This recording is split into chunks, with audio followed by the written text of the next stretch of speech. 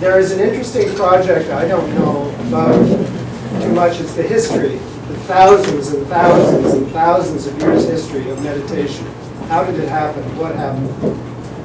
By the way, this is irrelevant, but I meant to go to Wilson's memorial service yesterday, and I was out of town. I couldn't go. So people have said something about it, so let's take 10 seconds or something to be quiet because of Wilson. For me, it's for me. 10 seconds of silence.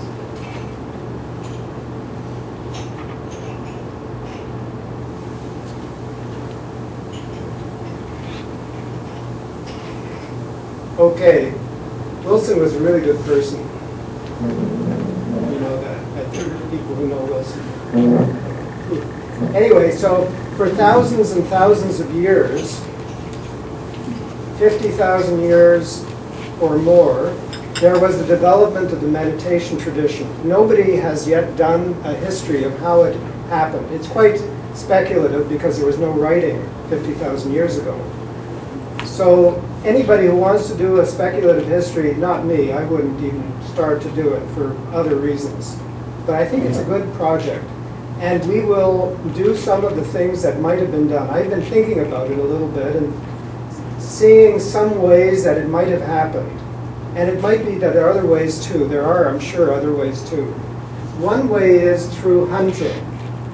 And it's not clear who did the hunting and how it worked exactly. But somebody would say, okay, we need a hunting party, and we need to know where the animals are. So you have to be very quiet. We were just quiet for 10 seconds or so, but you have to be very quiet for hours. Otherwise the animals will know and they won't come and this and that. So let's try to be really quiet for, I don't know, for a minute.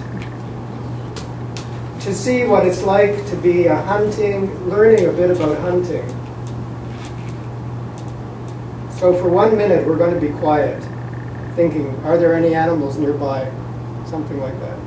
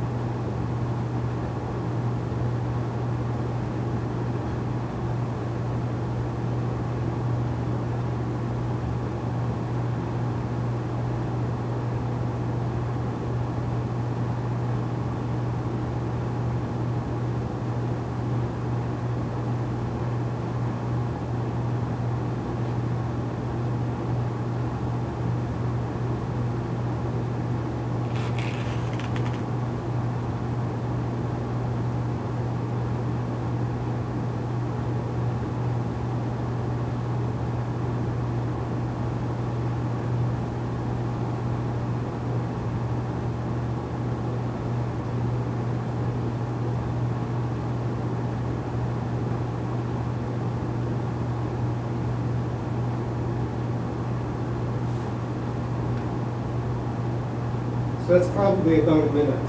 Seems like a long time. A minute can be a long time. A minute can be a short time. It depends what we're doing. If we're busy walking down the street or wherever, that can be a short time. But if we're doing nothing, just wondering about an elk or a deer or an animal or something like that, good for hunting, it can be a long time, 1 minute. Now, this is irrelevant, kind of, to the project of the development 50,000 years ago. But there's a story in a dialogue that Plato wrote about 2,400 years ago or something like that, called the Symposium, where at the end of the dialogue, the beginning of the dialogue, there's a little hint of it going on, and at the end it's very clear that Socrates, who's a famous person, would stand, and at the beginning of the dialogue he would stand, he was invited to come to the symposium, the gathering of people to talk. What about Socrates, people said. So they said, oh, he's standing on the doorstep next door or whatever. Should I go? I don't think so. People said, go get him. He said, no, you know what happens when you tell Socrates, come on, we're doing something. He doesn't hear. He comes when he comes, he's going to come anyway. So that was at the beginning of the dialogue. At the end of the dialogue, there's a story about Socrates standing. And I mean, it says probably in the translation, one translation, thinking, So he was standing and thinking for hours. I mean, we just sat for 1 minute. It seemed a bit long, but hours. So much so that people took out their sleeping bags to see when Socrates would stop the standing and thinking or whatever he was doing. And it went all night, so people slept, whatever. And he was still standing there in the morning. And then at dawn, he left. He said something to the sun or whatever, and he kind of thanked you to the whatever light. Maybe he got the idea he was waiting for, whatever, we don't know. So that's a long time of standing still. We're going to do some standing a little bit later on, because you know we descended from primates who walked on all fours, and we ended up standing still. And standing still is a good position for meditation. And you know, I was looking at the floor. No carpet here, no grass, no nothing. So standing is good for us to be doing. And we will be doing it too, because it's the floor. It happens that way. So in a few minutes we'll be doing some standing, maybe for 10 minutes or something like that. 1 minute long, 10 minutes even longer, standing still. But you can do it when you're in the lineup in the bank waiting for the clerk, or in the shopping line or wherever, without making it too clear what you're doing, but you're just standing still. You're discovering the fusion. This is what meditation is about, the fusion of two things. Everybody goes to sleep. Everybody knows about sleeping. You lie down on a bed usually and you go to sleep. Usually when you lie down you kind of get sleepy. You wonder, will it be a long time to sleep or a short time, whatever, and then you wake up and it's morning and you think, oh, that was a good sleep, or it wasn't a good sleep, or whatever. So everybody knows about sleeping. You lie down and you go to sleep. And everybody knows about alertness, awakening, being alert, being attentive, being vigilant. It happens when you're upright. So the fusion is between the deep relaxation of sleep and being alert and upright. And that's why standing meditation is useful, because you're very alert for sure, because you're standing. But 10 minutes, kind of a long time.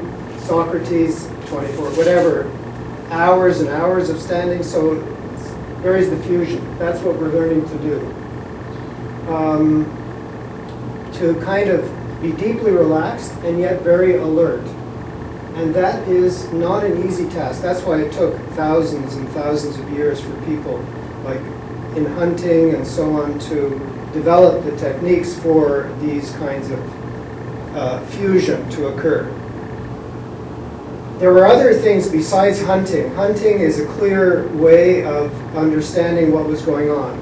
The other things include, it's a little bit more recent, maybe 13,000, 14,000 years ago, because it's not really clear, but the herding of animals. People started thinking, this is usually thought to be before the agricultural revolution 12,000 years ago, 10,000 BCE. People started herding animals, the goats, the sheep, the cows, the cattle, the this, the that, and they would let them go, and that's when shepherding began. You had to, you know, if you were in a community of people that was shepherding, the herding things, then you had to sort of watch them. If one goat or one cow goes off aside, you have to bring it back into the group, and then they will feed on the grass or whatever it is. And that would be a time in which people could learn to sit very still, the shepherds, and this would be the males and the females. The hunting, some people think it was male. I don't know, so about male-female stuff, but the shepherding was probably both. And you had slopes, you had hills. And the meditation techniques usually involve that the thighs go down. So you can have the thighs going down. You can have, how did they learn that the thighs should go down while you're sitting upright? I mean, usually when you see pictures of people in meditation, the knees are way up in the air. And then I would think, this is my own conclusion, not great, because the knees up in the air, the knees should come down to the floor. That's why we need a carpet to do it on the floor. which we'll also show a little bit later on today, how you sit at home. This is the central idea is to sit at home every day, because we know how to go to sleep. We know how to be alert. We don't know how to fuse the two things, and that's what sitting, that's what meditation is about. So people who are interested in learning the fusion of the two will try to do it at home every day for some period of time a day. Because, you know, we're busy all the time, we do all kinds of things, we will go around, we will walk, we will have conversations, we will do many things. So that, and there's no intention to interfere with that.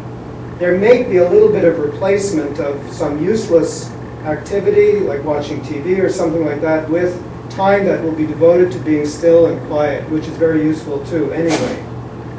But it's the fusion that's really going on between, and it sometimes happens quickly, and it sometimes happens very, very slowly. In my case, very slowly. It took, like, you know, we were talking about 1969, that's when I started.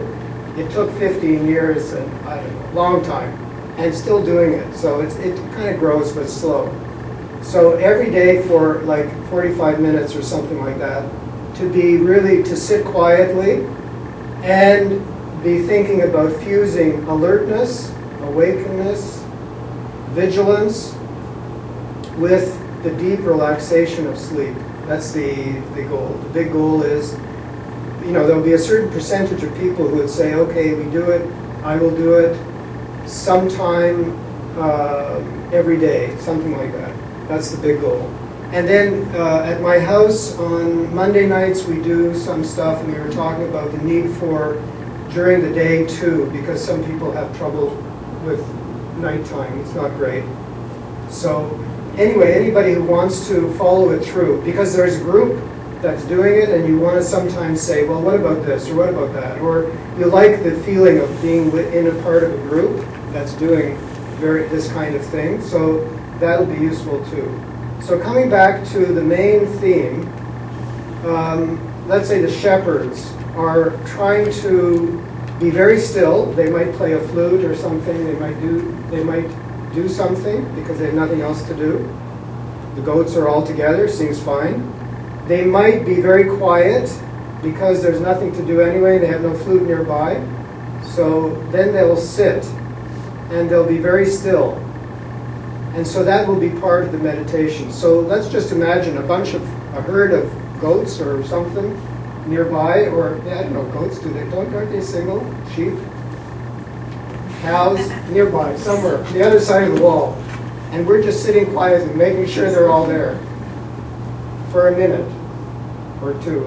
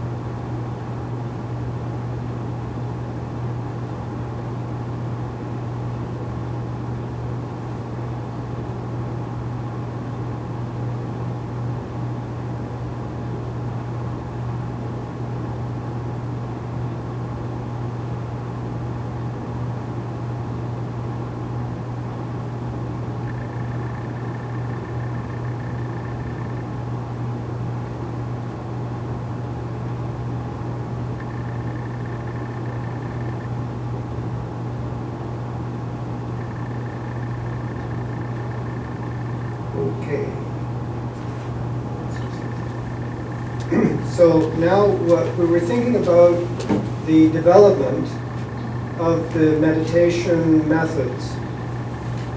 We're going, now let's move into history.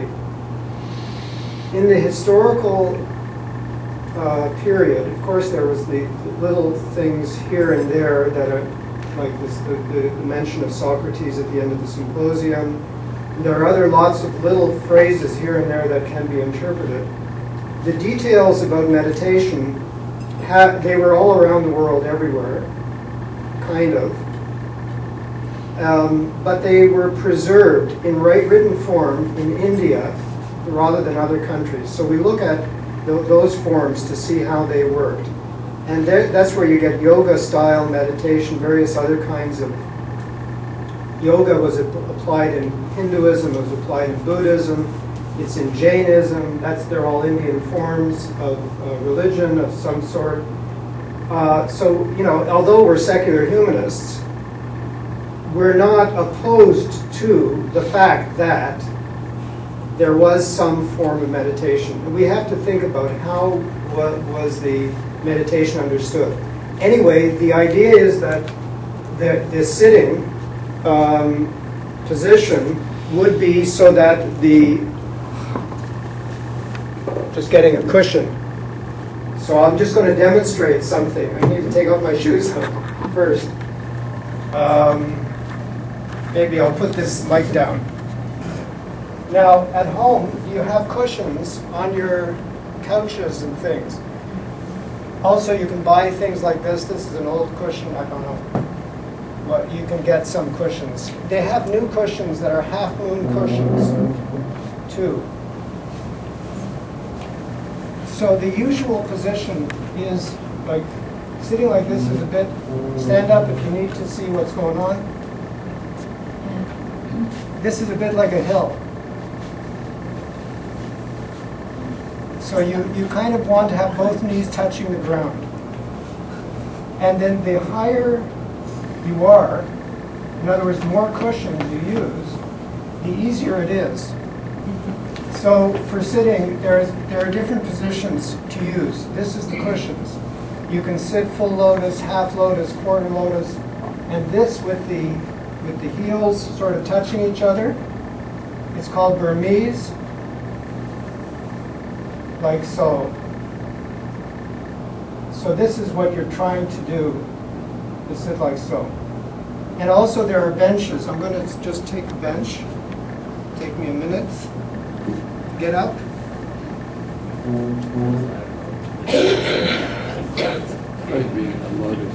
You take a bench, you sit on the bench. You take a bench, you sit on the bench. That's correct, but I didn't know how to sit. You sit like this.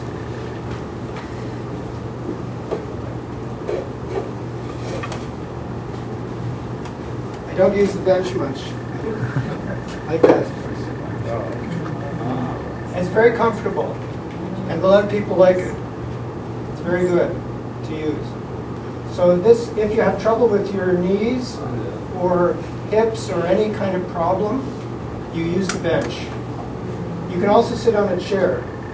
The thing about the chair, if you want to sit on a chair, is aside from removing your shoes and things like that, you want to have a cushion on the chair itself and to have your back free from the back of the chair so that your back is supporting itself.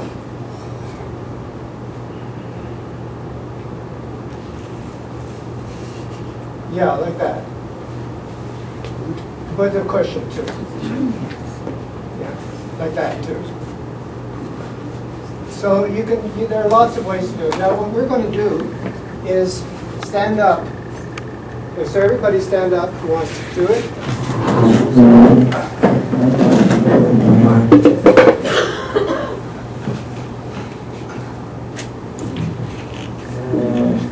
So we're going to be quiet for 5 minutes. That's a long time. It's long enough that I have to look at the clock. Okay, 5 minutes.